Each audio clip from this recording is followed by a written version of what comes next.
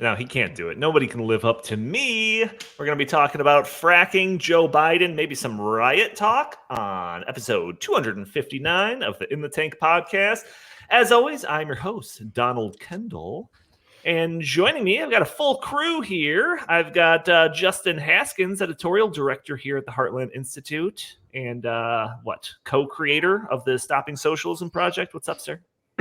I'm doing well. I want to take my time here to talk about a very important issue. I want to talk about the plight of whales.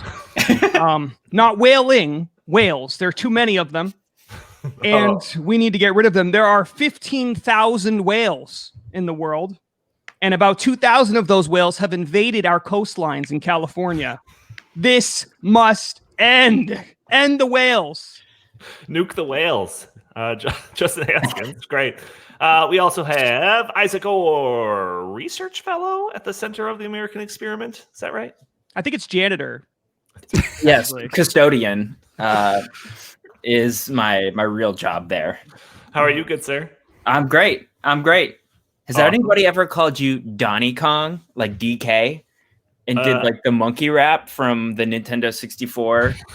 It's Donnie Kong. No, not specifically that, but I will say when I play Mario Kart, I always pick DK as my character. Jim Blakely, VP of the Heartland Institute. How are you, good sir? I'm doing great. You know, on this day in 476 came the fall of Rome, September 4th. Flavius Romulus Augustus officially abdicated the Roman Empire to the barbarian Odovacer, thus snuffing out the last gasp of a wheezing Roman Empire that had ruled for centuries. Also on this day in 1609. So that was like your 21st birthday? That was.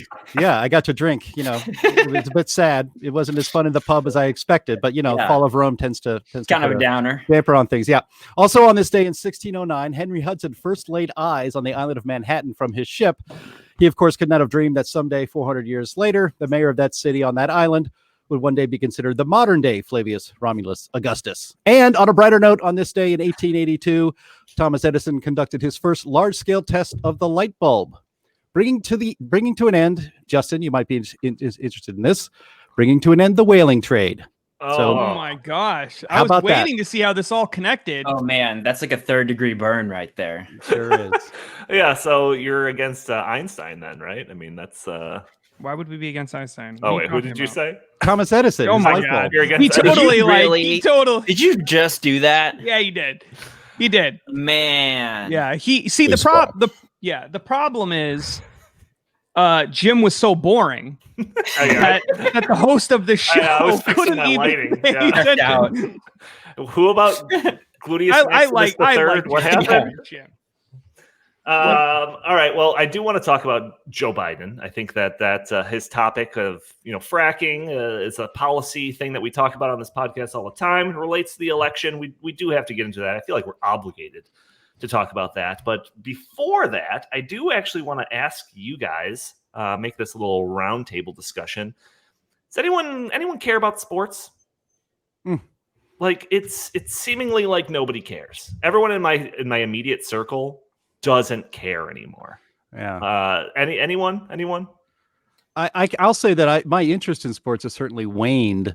There's just not the enthusiasm. I think COVID-19 being in total lockdown, the idea was that when sports finally come back, people are going to be so relieved. They're going to be so happy. Baseball is back. And I think, people actually learned that they can live without sports, or at least not as much sports in their life. Of course, it doesn't help that all these sports leagues, especially the NBA, have just gone completely woke. Sports for so many people, especially today, is an escape from politics. But of course, the left politicizes everything, and when they politicize it, they kind of take the fun out of it and ruin it. So yeah, but you can choose to be bothered by it. Like that's a choice that you make. That's like saying you're choosing to be triggered. Is basically what you're doing, because you can't just be like, well, not necessarily my cup of tea, but I'm still going to enjoy the product. That's like saying you can choose not to smell a fart. It's there.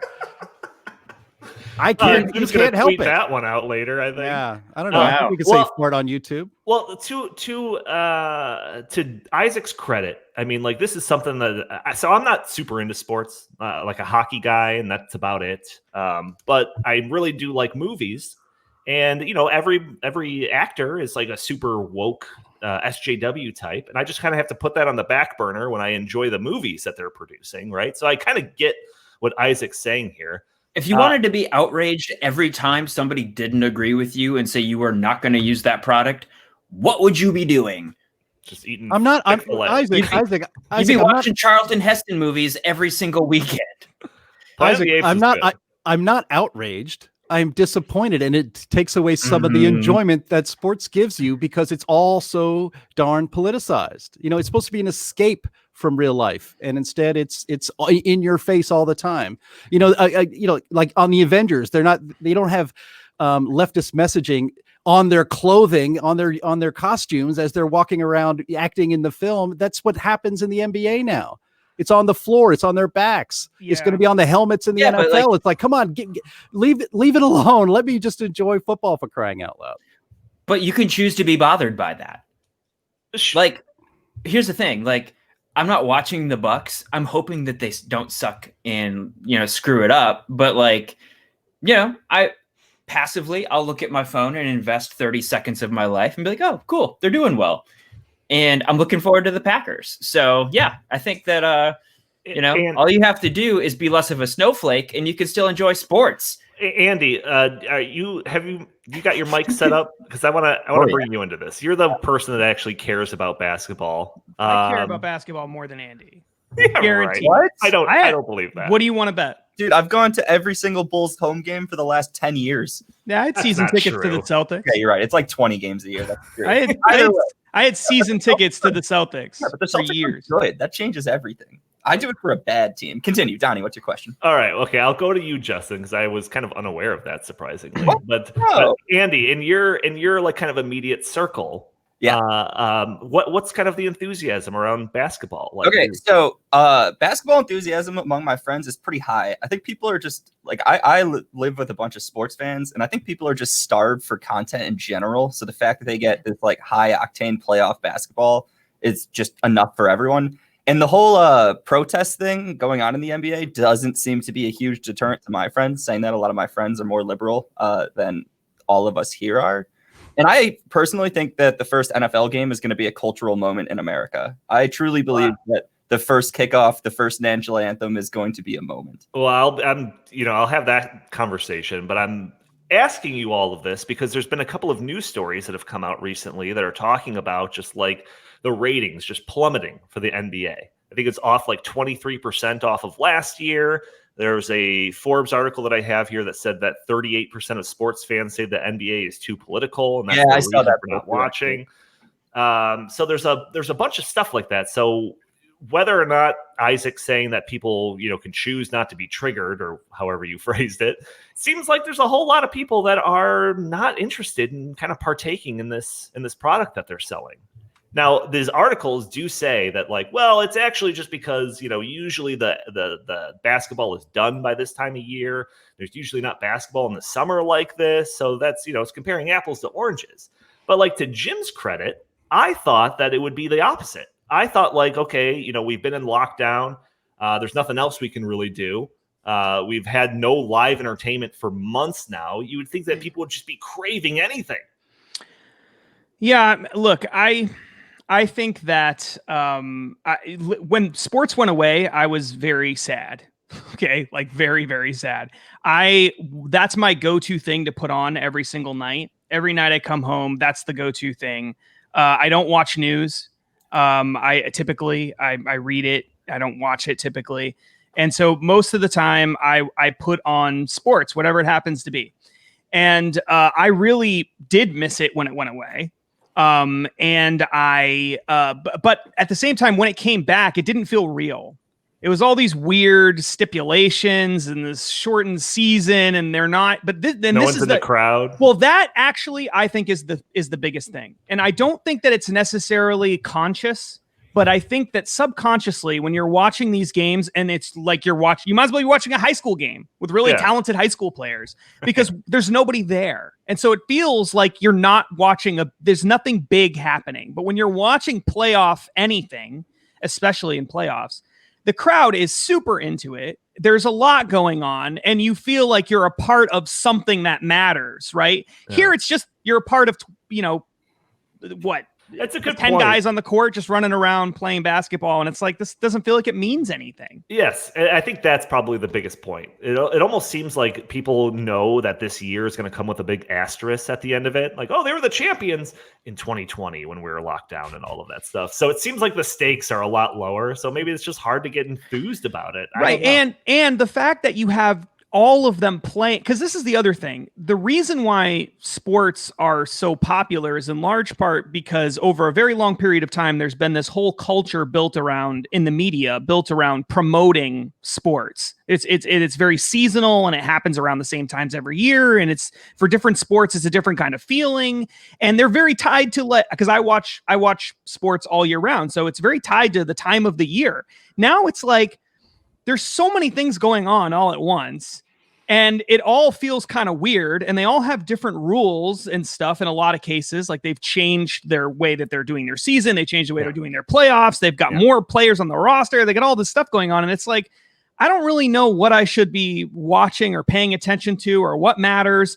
And then a bunch of players aren't even playing in a lot of these cases. And I'm just like, it just feels fake. It feels like I'm just watching some fake thing that's not even, this is not real sports. I don't think it's going to feel normal until all the way next year. I think it's going to be a whole nother, I don't think this NFL season will feel normal at all. I don't agree with Andy. I think it'll be the lowest rated NFL kickoff weekend ever. I'm going the polar opposite of Andy. I actually think very few people will watch it or care. I think it's going to go all the way back around next year. Team personnel and it'll be better. Next year, it'll be much better. And I think people will start to feel normal again. But everybody's just written this year off. Well, I bet you it won't. Everyone's written it off. I bet you it won't.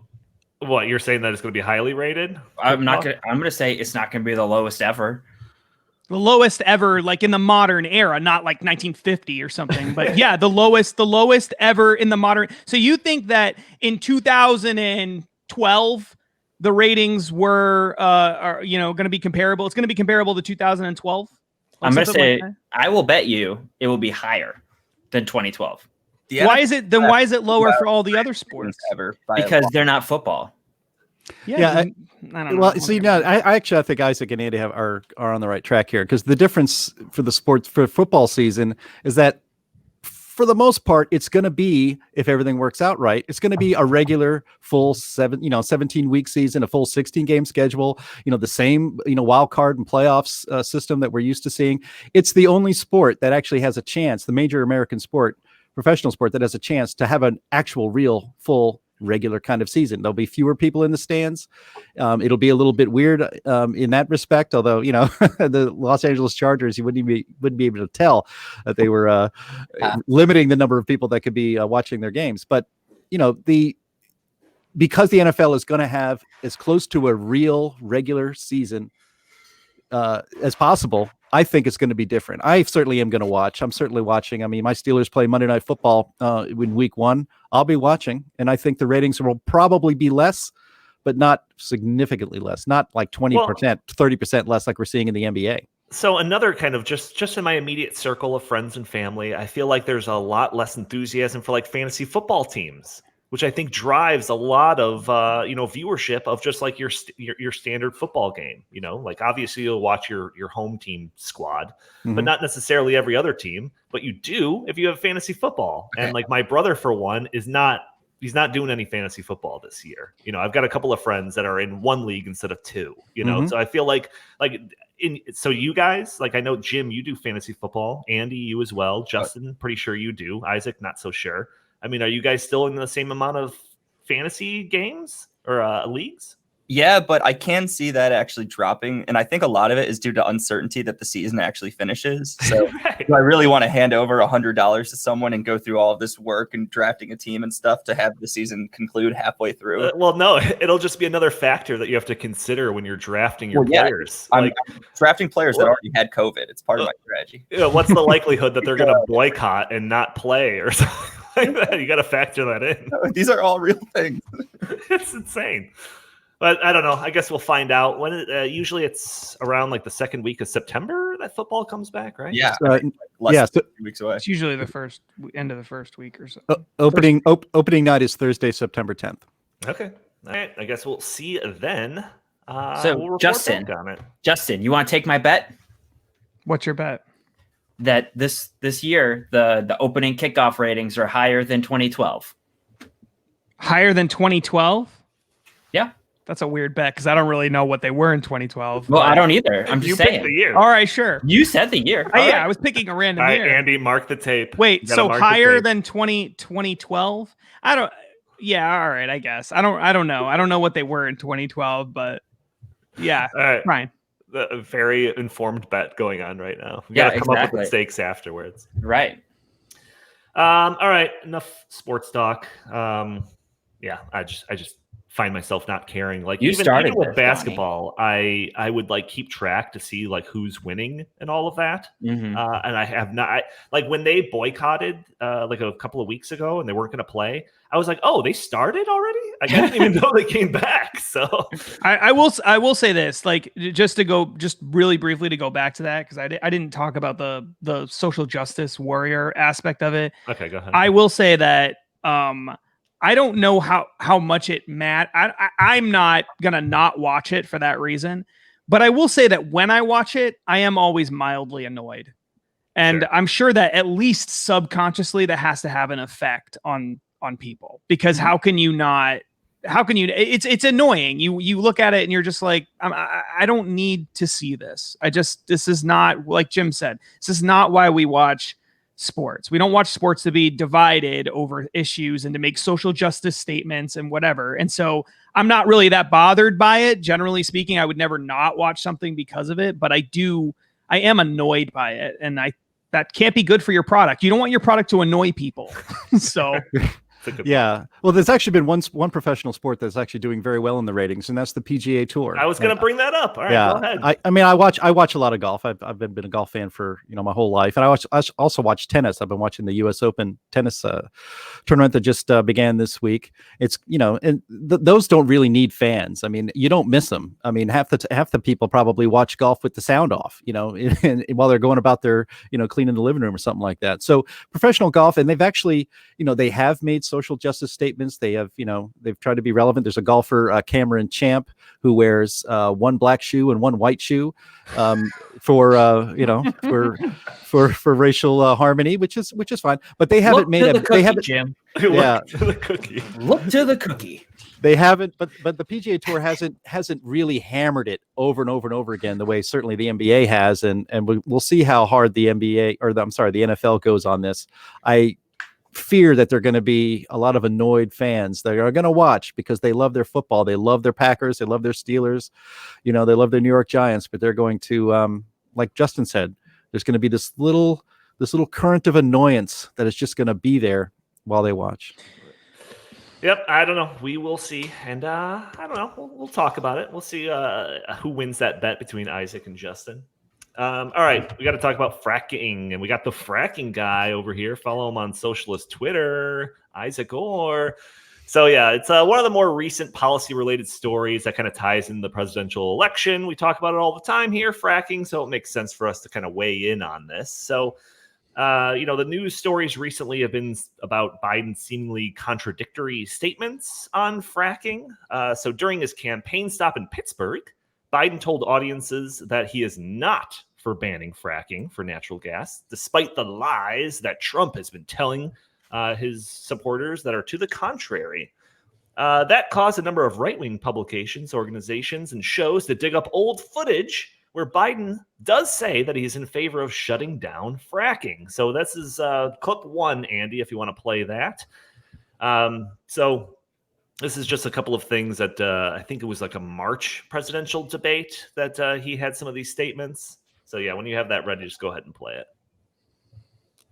Would there be any place for fossil fuels, including coal and fracking, in a Biden administration?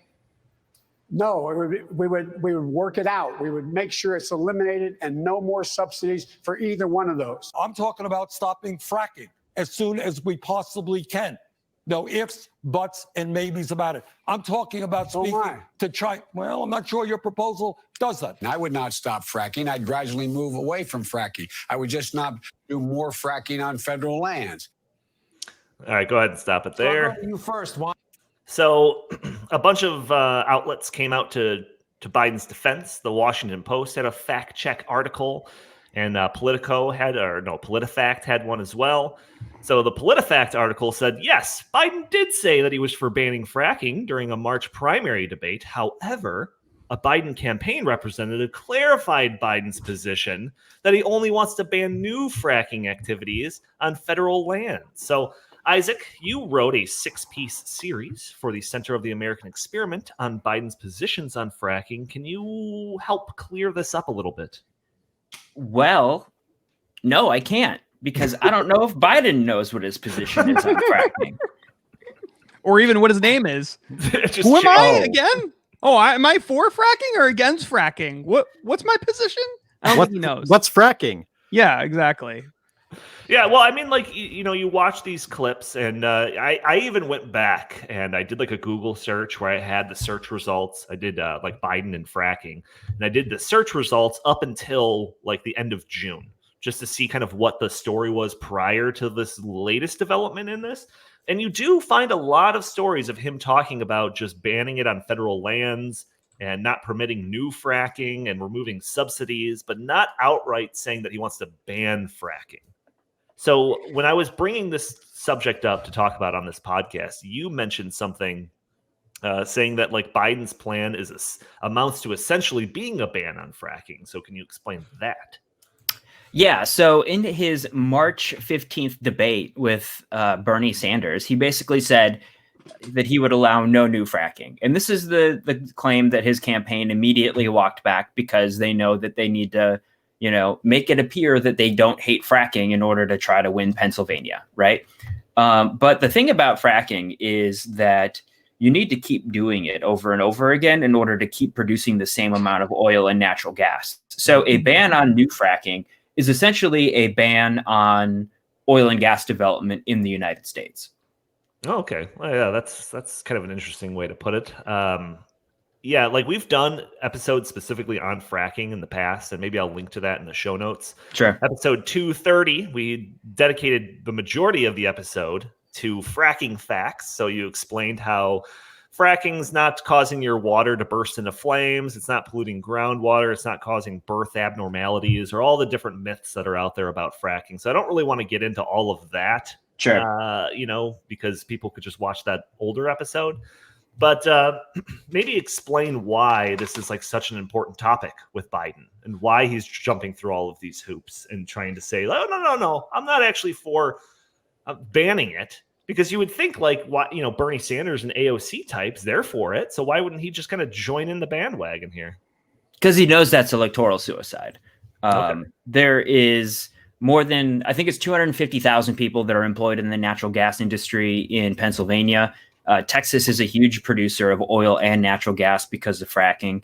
Like Biden was always going to lose North Dakota, let's be honest, but there's a lot of people who are employed in the industry in Colorado and New Mexico as well. So this is economic suicide. You don't say like, who runs on a platform of like, hey, this $2 gas, I want it to be $4.30. And listen, Jack, gas is too cheap right now. So like, Listen to me, fat. Yeah. Me and Corn Pop were driving around when gas was 5 cents a gallon. Well, I was leafing through your, 6-part series on fracking stuff Sure. and Joe Biden's policies, and you have like a whole lot of stuff. What would come about if his plan were to put into place? So, do you want to kind of talk about some of that? You already talked about high gas prices, but there's some other things that you talk about in that series. Yeah, we can do that. So I guess just to take a step back, a lot of people don't understand what hydraulic fracturing is or why we do it. So like way back in the day when we first discovered oil and natural gas, we were basically sucking it out of a rock formation called sandstone. And the cool thing about sandstone is there's lots of little holes in the rocks and they're all interconnected. So it was really easy to basically just stick a well in the ground and pump it up. But the thing with fracking is we're now using a different kind of rock as the source for the oil and natural gas. It's called shale. And there's all these little pockets in the rock, but they're not interconnected. So it's like bubble wrap. Mm-hmm. So you've got oil and gas in the bubbles, and you just need to pop it in order for them to come out. So I don't know. I think that just helps. Maybe that's just me like hearkening back to my days when I was at Heartland and I was always talking about fracking. But but yeah, so the United States is now the largest producer of oil and natural gas in the entire world. So we produce more oil than Saudi Arabia. We produce more natural gas than the Ruskies over in Russia. So I always think it's funny when people are like, oh, Trump is just a puppet for Putin. And it's just like, well, actually, the policies that he's pursued from an energy perspective have greatly reduced the leverage that Russia and Saudi Arabia have over Americans and the economy now. So basically, we've become energy independent for the first time since like the 50s. Right. And that is such a huge deal. And along with becoming energy independent and producing virtually all the natural gas we could ever need and greatly reducing our net imports of oil, comes along with a lot of energy security. Instead of relying on Venezuela or Saudi Arabia or Russia, we can basically be self-sufficient with our own oil production and importing oil from Canada. So all of a sudden we go from this country that's constantly having to worry about what's going on in the Middle East to being able to put Americans first and really just kind of focus on what's going on in our own backyard. And banning fracking basically takes all of that leverage and soft power that we've accumulated through the oil and gas industry and just gives it to Putin and gives it to whoever's in charge of what's left of Venezuela and Saudi Arabia. Yeah, you know, the whole concept of like, you know, make America energy independent, like that's just seemed like one of those things that like, you know, politicians would say every election cycle. Yeah, it was an idiot slogan. Yeah, for like generations. And it was just like, yeah, you're never going to accomplish that. Like you keep saying it, but it's never going to happen. And then it happened. And then nobody talks about it anymore. Like it just seems like a crazy thing. And you're right. Like getting rid of fracking, it kind of like removes that. Now this thing that seemed like this dream that we're never going to be able to accomplish becomes a reality. And we're just going to like throw it in the garbage. So yeah, that's pretty crazy. But I'm also looking through this, and you're talking about, you've already talked about gas prices going up, but just like energy prices for just your average day consumer, like you or me. Like electricity prices will also go up. What, That's Donnie? a question, Isaac. Yeah, you got to. Oh, well, he did not phrase. This is Jeopardy, Donald. You need to phrase your questions in the form of a question. That's not how Jeopardy works, Isaac. Yes, it is. I'm Ron Burgundy. So yeah, a lot of people use natural gas to heat their homes, and fracking has been a huge godsend to those people. In 2005, which is what I've got here, like the average Minnesota household spent about $1,400 to keep their house warm in the winter time, and in 2018, that was down to $790, and that's just because natural gas is way more abundant and it's way more affordable. And if you were going to ban fracking, instead of paying, you know, $790 a month, you'd be paying $2,100 a month. So like it's basically a tax on people that don't have a lot of money because they need to stay warm. They need to drive their car to work. They need to, you know, have electricity. So these are super regressive policies that they're and then like these people say that they're all for environmental justice. Like that's the new thing. We need an equitable environmental like transition to renewables. And it's just like, that's impossible. That's like the dumbest thing you could possibly try to do if you wanted to actually help people that don't have a lot of money. Like this is like, I say this all the time, but like, how does anybody take them seriously? Like at all? Like this is the thing that they claim to know the most about. Like those stupid yard signs that they have in their yards. It's like, we believe in science in this house. And like, this is the issue that they're talking about. It's climate change, it's energy. And like, these people don't even support nuclear power, which as we've talked about so many times is the only thing that can actually replace fossil fuels without resulting in blackouts. So like, why does nobody should take them seriously on this stuff. And like, this is their issue. It's just baffling to me. So Justin, I mean, Biden's clarification over a stance on fracking is kind of pointless when you consider his kind of larger climate agenda, right? I mean, getting rid of all fossil fuels or reliable energy. That's the thing that makes no sense. Is I don't understand. I think what he's trying to do is say, I'm not going to immediately get rid of fracking. Like that's what he's trying to say. Sure. And that's obviously very misleading to voters who are concerned that their fracking jobs might go away. So, I mean, they will go away. They just won't go away immediately. That's all. So don't worry about it. Yep. But if you actually go on his website and you read the things that he says, I mean, it's very, very clear. I mean, it's spelled out many, many times. This is just one example of it. This is part of his climate plan. It says the Biden plan for a clean energy revolution and environmental justice. And the first point is ensure the U.S. achieves a 100% clean energy economy and net zero emissions no later than 2050. So that means there is no fracking in 2050, apparently. It says here, the United States must have a bold plan to achieve 100% clean energy economy and net zero emissions no later than 2050 here at home. On day one, Biden will sign a series of executive orders that put us on this track, and he will demand that Congress enacts legislation in the first year of his presidency that, one, establishes an enforcement mechanism to achieve the 2050 goal, including a target no later than the end of his first term in 2025 to ensure we get to the finish line.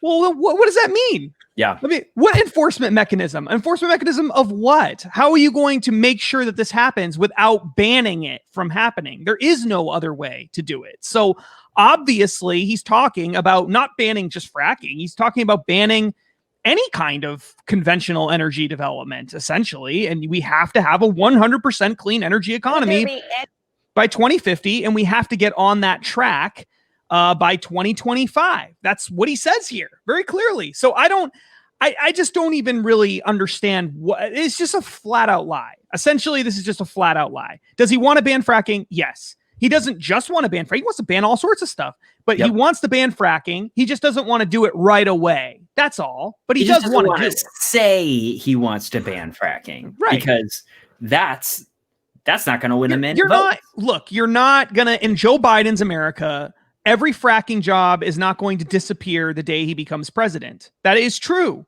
But no one is suggesting that that's what he's calling for. What we're saying is he wants to get rid of it.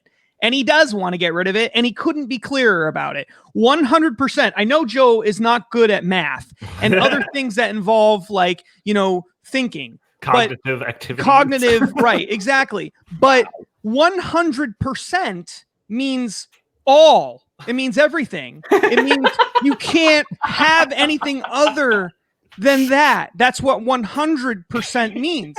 So if we have 100% clean energy and they say that this is not a form of clean energy, then that means they're going to get rid of it. So I don't know why we have to spell things out this way, but apparently we do. And PolitiFact, you would think, if they've got fact right in the name, could come up with this very difficult math on their own. They're experts, fact checkers, but apparently they can't figure that out either. So no, they were reduced to he said it, but he didn't mean it. Right. Which I guess is standard. He said it, but he didn't mean it, except it's on his website. So Jim, I mean, this is all clearly politics. I think Isaac is dead on when he says, that he's just doing this so that he can get these votes that he's potentially trying to salvage in places like Pennsylvania.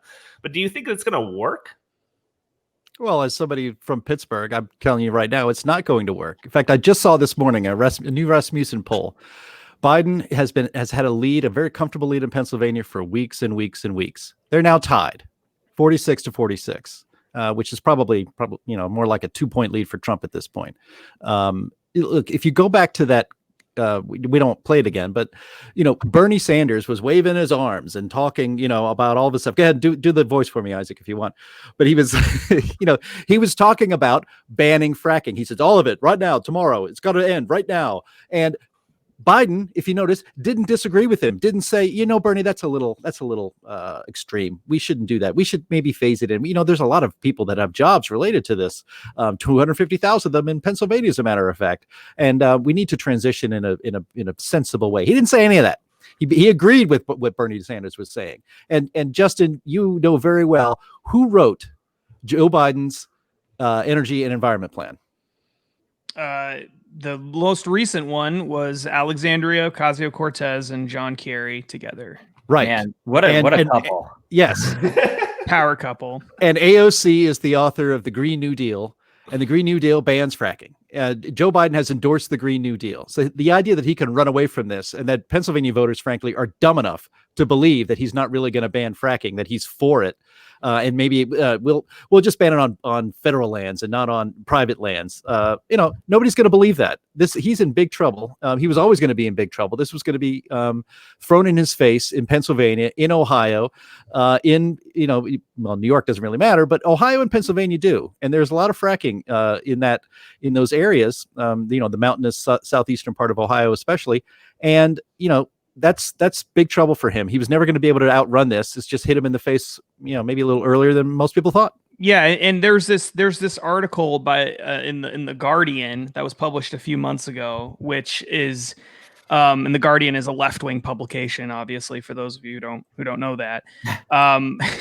It's about Joe Biden, and it says, this is the title of the article: Joe Biden has endorsed the Green New Deal in all but name.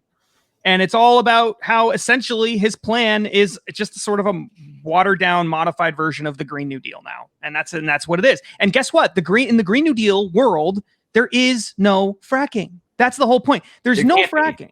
There can't be. Exactly. So all of these things that he's talking about, all these emissions reductions targets and it's all designed to get rid of fracking. That's the whole, and not just fracking, all sorts of other things, but fracking is one of the main things they're trying to get rid of because it's been so successful, natural gas, over the past 10 years. So they're desperately trying to get rid of it. That's why they're stopping pipelines and they're doing all this crazy stuff. They hate fracking. They hate it.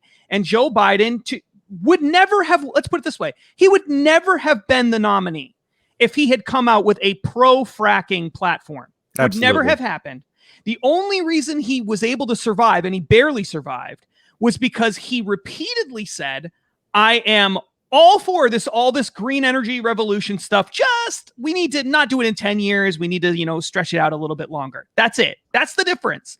And so is he against fracking? Absolutely. Is he for forcing everybody into more expensive, less reliable energy sources? Yep, he is. He's very clear about it. 100% clean energy. That means all of it. That means all of it is going to come from wind and solar and hydro and some other stuff, but mostly from wind and solar. And that's very clear with Biden. So there's no question whatsoever.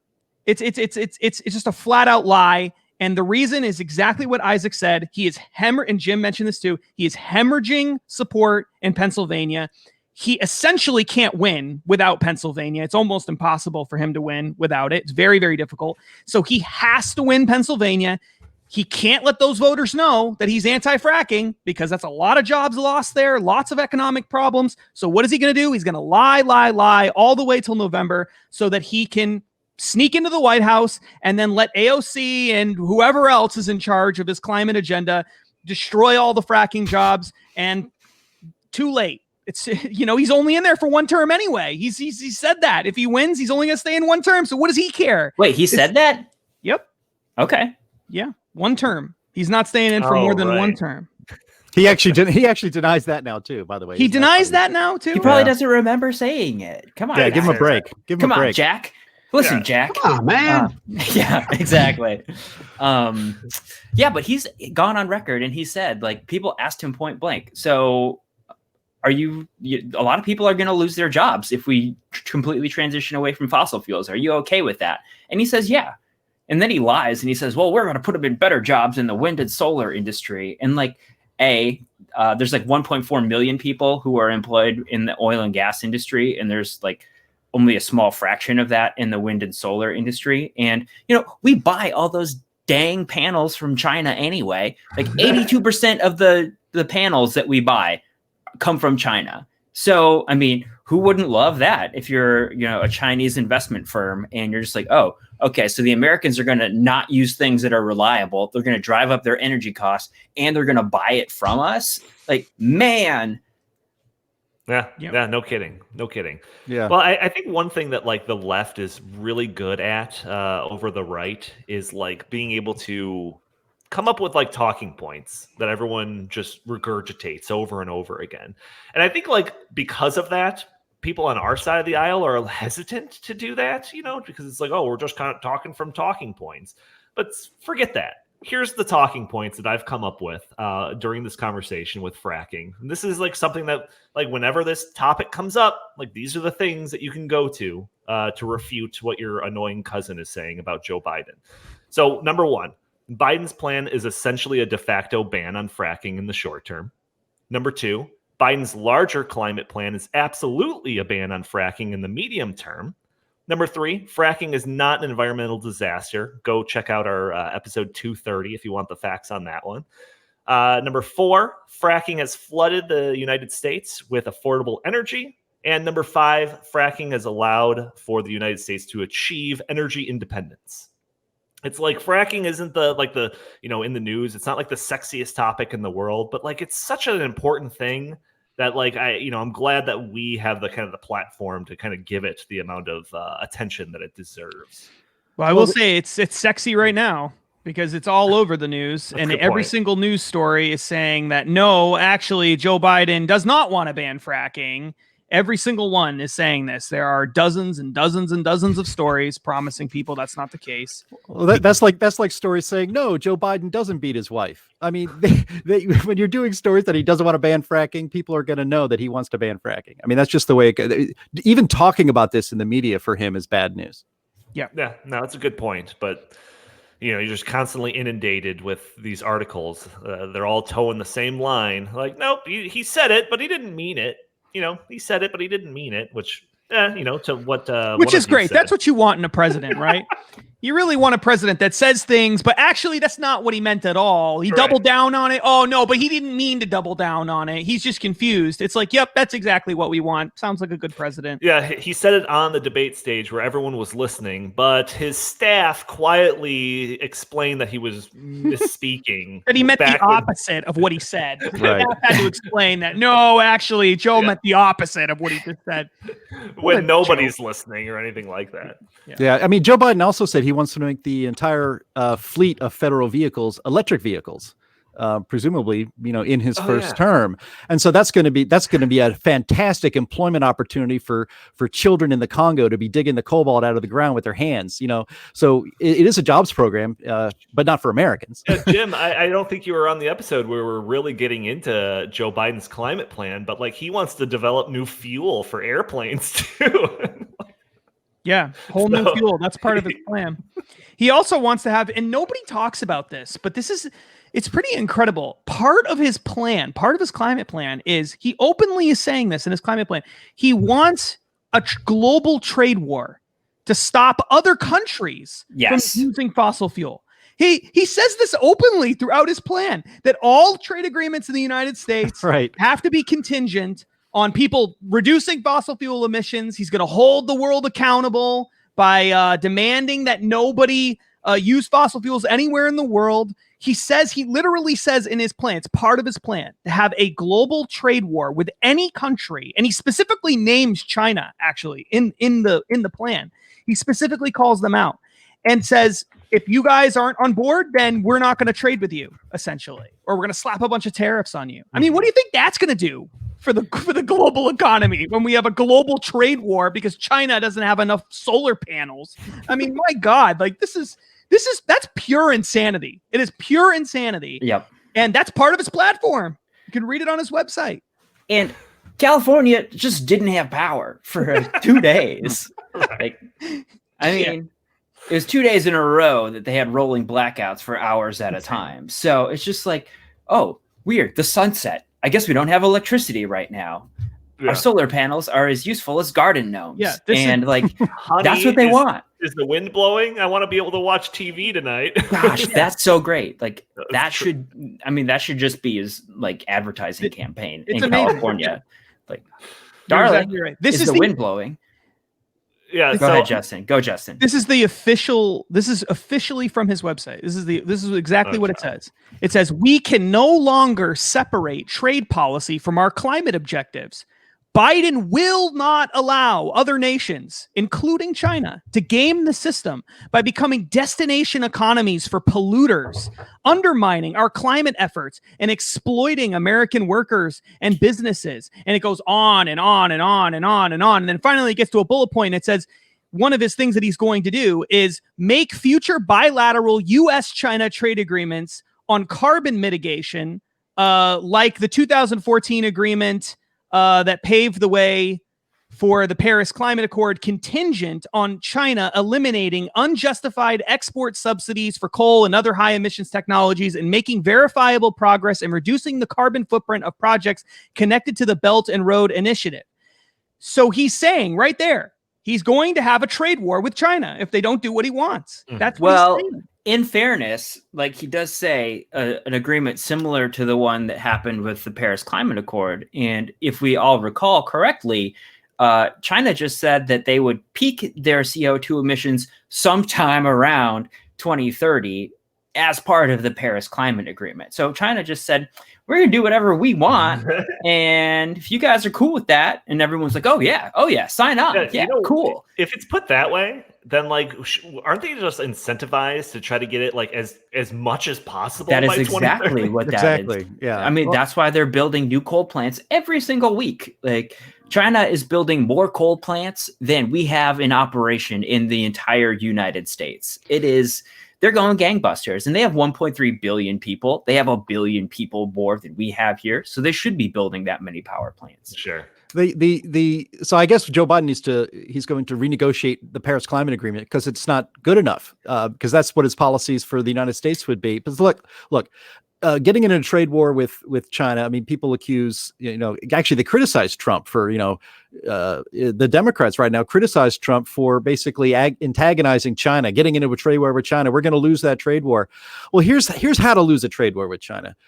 Put in the stipulations that Joe Biden did. Do you want to utterly destroy manufacturing in the United States? Go all, wind and solar and hydro by 2030.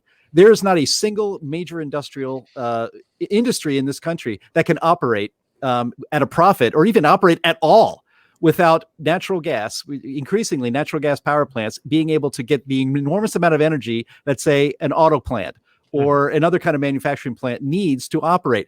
Do you know why our manufacturing goes over to China? Because their energy is cheap, not just their labor. Their energy is very, very cheap. That's one of the reasons they go over there. If you were to impose this stupid, really stupid policy against China, all of the manufacturing would leave, all of it, because you would not even be able to do it in this country. So that's really what this comes down to is the more you think about it, the more you realize how destructive this mindless leftist fantasy about energy and environment policy in this country can really be if you play it out, if you are serious about implementing these stupid policies. Yeah, no, it's just insane, like how the media is able to just completely just control the narrative. Who is the one that was said like, oh, controlling what people think, that's our job, right? Like some MSNBC. Mika Brzezinski, on Morning Joe. But like this seems like it's happening now with all of like the riots and the protests now. Like there's seemingly been a large change in the talking points regarding the riots that have been occurring in the United States. Up until last week, the media on the left was claiming that the riots are overstated, that what we're seeing is mostly peaceful protests. It's not even, this is not riots. Like, come on, it's not riots. That photo, the photo of the CNN journalist was like fiery, but mostly peaceful protests. And there's just a building on fire behind him. Like, oh my God. Yes, but on a dime, the media has now switched. They're acknowledging the violence, but now they're saying that it's Trump's fault. It's actually Trump's fault, So, Andy, I got clip 2, if you want to pull that up and play that. I think that kind of really illustrates the change in the narrative. And they're trying to say that Trump is instigating all of this chaos. April, Ryan, let me start with you. I want your reaction first to what we're seeing in Portland and what we heard from the mayor. Anna, let's call a thing a thing. This president, Donald John Trump, has instigated a race war in America. Portland, Oregon is ground zero. This president, Donald John Trump, has basically stoked the flames for racist extremists, neo-Nazis, and the alt-right.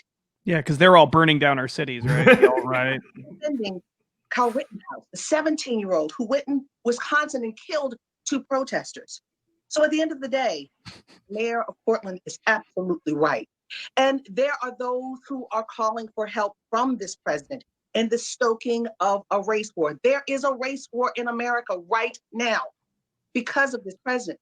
People are calling me asking if there indeed is a way to get the International Crimes Court to come in to deal with this. You know, that would be a disaster. People who are in intelligence, and they're saying he's done heinous things, but they have to see. We don't know for sure. But okay, I'm done. I can't listen to her anymore. Just stop it. No one's calling her. So, I mean, yeah. So, Jim, I'm sure you can muster up a rant on the hypocritical nature of the left, but I want to give Justin a chance to chime in first. What is your take on this reversal of what's going on in the media? Well, I love it. I think it's fantastic. I think it's great. I hope they do more of it because it just shows how totally absurd and desperate they've become. You only do something like this in desperation. Yeah. And so it's just fantastic. Now we're supposed to believe that all of the looting, the rioting, the burning of cities, the burning down of police stations, the rocket attacks against police, the balloons filled with urine that they're throwing at them, like all of this is actually MAGA hat wearing Trump supporters who just are dressed up to look like people who are not MAGA hat Trump supporters. Is that what we're supposed to believe, that this is what's really going on? The thing that I love the most about this, though, is that in addition to just being absurd, just think about what they're actually saying here. So leftists are burning down cities run by leftists in most places in states that are run by leftists. And yet somehow Donald Trump is responsible for this. So what this means is Donald Trump is a genius mastermind who was able to somehow manipulate and convince a bunch of radical left-wing Democrats to hate other radical left-wing Democrats. How, like, either he's the most brilliant manipulator in the history of human civilization who's been able to pull this off, because let's remember, the mayor of Portland, they hate him, okay? They hate him. She just said that he's this fantastic. Oh, he's right. Yeah. Well, who do you think they're protesting against? They're protesting against him. They're rolling out fake guillotines and they're mock executing him in the streets of Portland right now. Right. Those are leftists mock executing a leftist mayor, and Donald Trump is the genius that made all of this possible. Somehow he did it. And ever since this started, it has actually greatly increased his chances of becoming president. The poll numbers have totally flipped in his direction. I want to get to the polls. So his plan worked. That's what we've learned from this. If they're telling what they're telling us is true, it means Donald Trump is a mastermind who created this entire thing, got the Democrat Party to tear itself apart, to even have mock executions in the streets of other Democrats, and now to cause all of this chaos.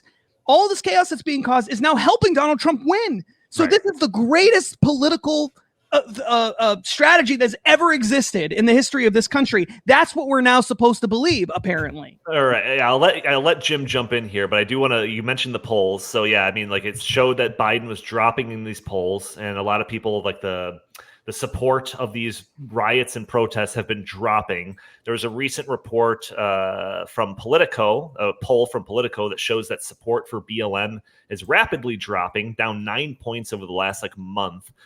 So Jim, jump in. I mean, this seemingly is just another politics thing.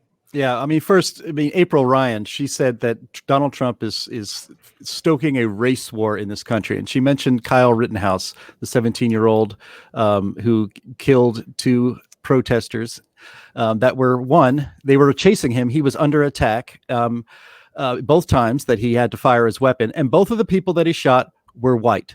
So I don't know how she can cite that as proof of some kind of race war if she's actually bringing him up. And it's extremely irresponsible. I mean, talk about fanning the flames.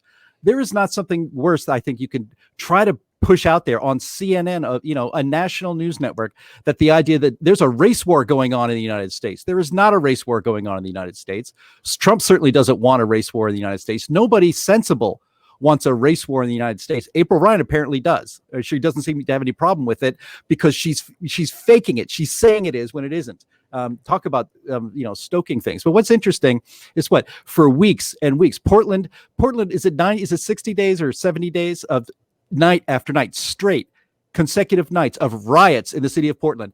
The House chairman of the Judiciary Committee, Jerry Nadler, was stopped, I think it was only 2 weeks ago, and said, what about all the violence on the streets? And he says the violence on the streets is a myth. Yeah, we have gone from that to now. Now they acknowledge that there's violence on the street, and it's all Donald Trump's fault. This is, I don't know, Justin, if this is, not just 4D chess, but 5D chess that, I can't even, done it in alien language that I can't even understand. But the idea that Donald Trump is responsible for the rioting on the streets, apparently, actually what that does is it gives these radical leftists no agency of their own. Like, they wouldn't be out there rioting if it wasn't for Donald Trump basically encouraging them to riot. So he does, like you said, Justin, he is so brilliant that he actually has control over the people who hate him. Yeah, not his own. So the Democrats and the media and people like April Ryan are saying things when they're saying that the violence is happening. They're saying they're gaslighting us. This is some of the biggest gaslighting you'll ever see in the world, because they're actually saying that it's the right wingers out there that are doing all of these, doing all this right. Like in Portland, if you're not left of left, they won't even let you in that city. In fact, if you're not a left winger in that city, they will murder you. Because that's what happened this week in Portland. A Trump supporter was shot and killed in, frankly, an assassination on the streets of Portland. And so we live in bizarro world where the press is telling us things that are not true. Yeah, and Portland is 77% white. That's I looked it up when we were talking. So, if you're going to start a race war, I don't understand why you do it there. But Rittenhouse shouldn't have been there. He should have been at home. And I don't care. You don't send a 17-year-old up there with a gun like that. Absolutely. No. But neither should any of the rioters have been there, because almost all of them were from out of town. So this idea that Kyle should have been there because he's not from Kenosha. Hell, 90% of the protesters weren't from Kenosha either. Sure, I know, but the kid shouldn't have been there. And, absolutely, the kid should not have been there. I think he screwed up big. I wouldn't encourage any of my if that was a friend of mine and he was telling me about his plans to do that, I'm like, what are you doing? Stupid.